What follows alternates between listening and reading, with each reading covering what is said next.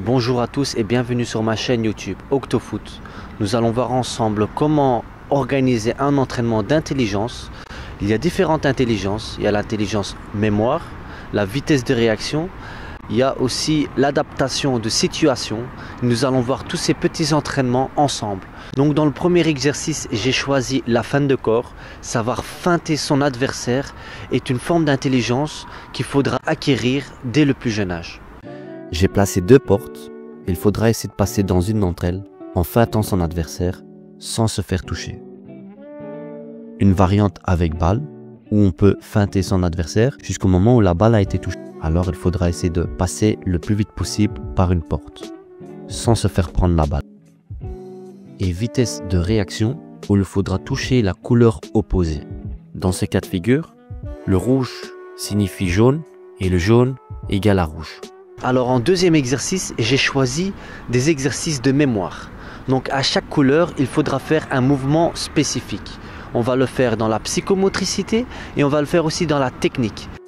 Chaque couleur représente un mouvement. Dans ce cas-ci, le jaune représente le pied droit, le vert les deux pieds joints, couleur bleue sur la jambe gauche et la couleur rouge pour les deux pieds à l'extérieur.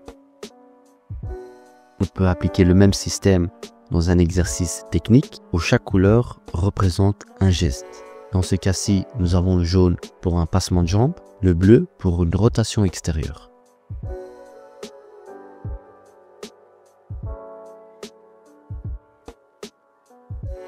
Alors ici, j'ai choisi une intelligence de protection.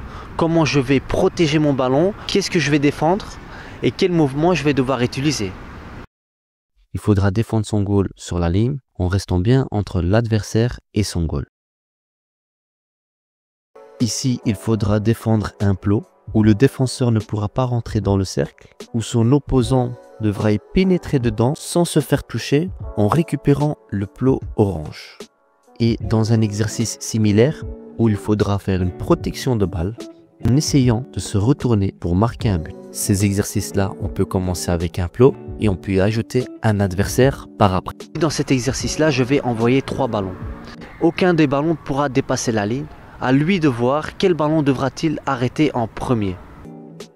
Ici, on va lancer 3 ballons en même temps avec une force différente. Le joueur devra analyser quel ballon arrêter en premier pour aller chercher ensuite le deuxième ballon et le troisième ballon. Et il devra les bloquer tous les 3 avant la ligne. Alors ici, on rentre dans un thème un peu plus compliqué parce que quand on parle d'espace à un enfant, il va directement penser aux étoiles et la lune. Mais dans le foot, l'espace, c'est choisir une zone libre. Si vous l'expliquez à un enfant sans le montrer, il ne pourra jamais savoir.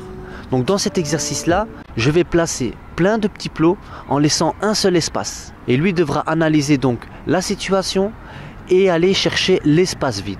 Donc ici, vous avez une zone plein de plots où le joueur va devoir percevoir l'espace en une fraction de seconde et en y faisant une passe à travers.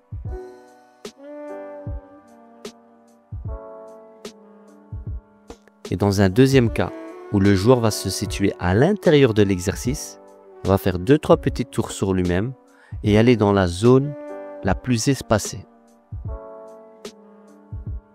On se retrouve avec une vitesse de réaction et d'analyse avec des couleurs. Nous avons l'entraîneur qui va lancer une balle en l'air, va montrer une couleur, le joueur va devoir contrôler ce ballon et aller dans la porte de la même couleur que le coach a montré.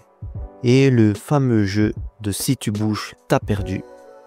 Et si tu n'attrapes pas le ballon, quand je te la lance, tu es éliminé.